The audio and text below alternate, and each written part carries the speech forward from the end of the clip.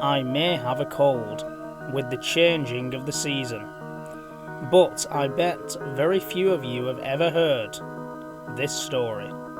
On the 11th of October, 1918, just one day after the Battle of Cambrai, a German private, Fritz Henderman, and his friend, Joseph Jürgermann, were on sentry duty. Looking out over the battlefield, they could see an object in the distance. It turned out to be a Mark I British tank that the crew had abandoned just hours before and made it back to their own lines. Whilst chatting away, they heard the engine revving up.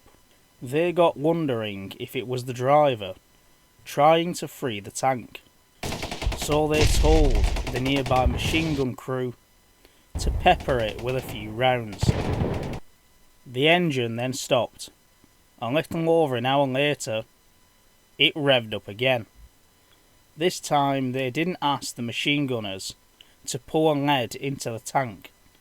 They decided to wait to see if the crew would come out, but they never did. Fritz then woke his officer up. The officer came out of his dugout with his binoculars and saw that the door was open. He then had a discussion with Fritz. If the door was open, the crew must have bailed out. How can this tank be revving up? He asked. Fritz replied, I have no idea.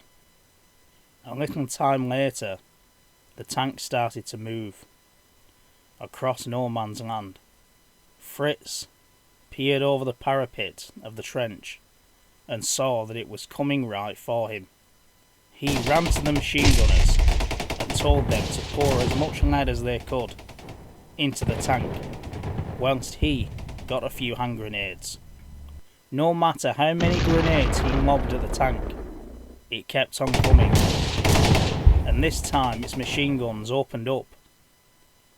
The Germans realised it was going to come right over the trench. The officer then appeared out of his dugout and couldn't believe what he was witnessing. If the door was open and there was no crew inside, how did this tank get moving under its own power when it was stuck in the mud for several hours, while it kept on coming and coming and coming ever closer?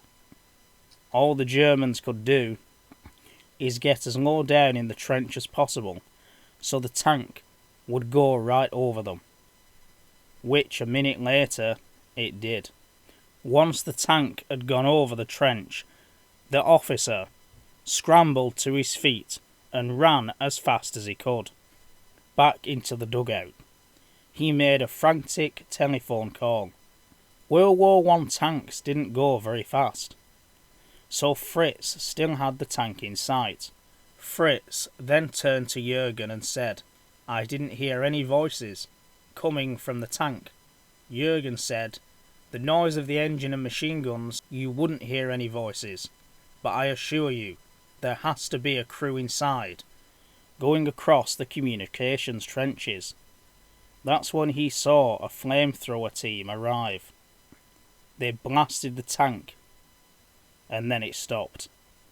Once the fire had died down, he was one of the men who ventured inside. He thought he'd find the bodies of the crew. The tank was empty. He couldn't believe it. He reported this to his officer. He ventured inside as well. He came out shaken and dazed as if he'd just seen a ghost. Boo! He turned to Fritz and said, Are you sure this isn't my imagination? Fritz told him no. The machine gunners and his close friend had seen it as well, and the flamethrower team. The officer then phoned headquarters, told them there was no crew inside. The staff at headquarters wondered if he or any of his men had been drinking, but as you and I both know, they hadn't. Happy Halloween 2024. Well, as I think you know by now, This was pure fiction, thought up by myself in just 10 minutes. I'm not somebody who participates in Halloween. It's not my cup of tea. But I know there's many of you around the world who watch this channel who probably are into it. So I thought I'd get into the spirit. That was supposed to be Dracula, by the way. So happy Halloween. Normal service resumes Friday evening.